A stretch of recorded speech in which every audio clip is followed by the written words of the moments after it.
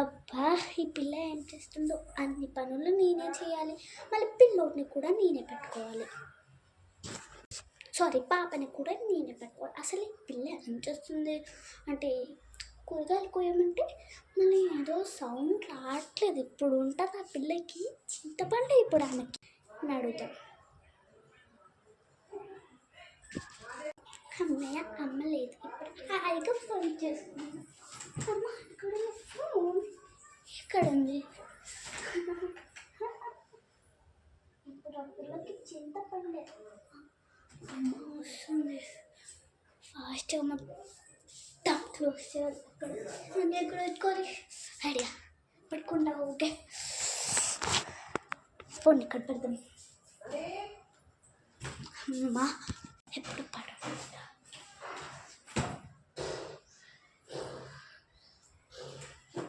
అమ్మ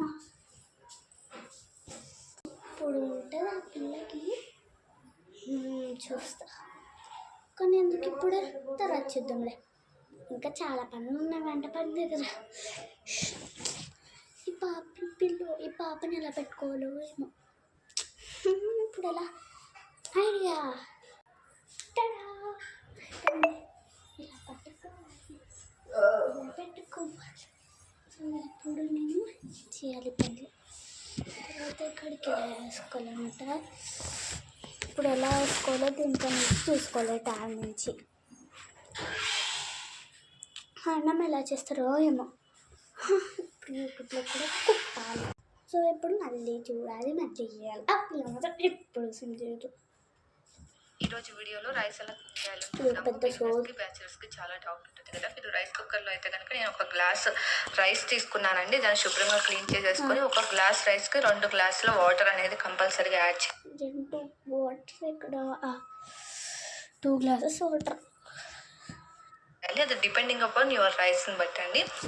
అలాగే మీరు గిన్నెలో చేయాలి అంటే చెయ్యి కనుపు వరకు కూడా మీరు వాటర్ని యాడ్ చేయాల్సి ఉంటుందండి, డిపెండింగ్ అపాన్ యువర్ రైస్. ఇప్పుడు స్టవ్ మీద పెట్టేసి ఉడికించుకోవాలి. మీరు స్టార్టింగ్లో అయినా మూత పెట్టేసి జస్ట్ ఒక 5 నిమిషాలు మాత్రమే ఉంచండి, పొంగు వచ్చేస్తుంది. ఒకవేళ మీకు డౌట్ అనుకుంటే కనుక దీన్ని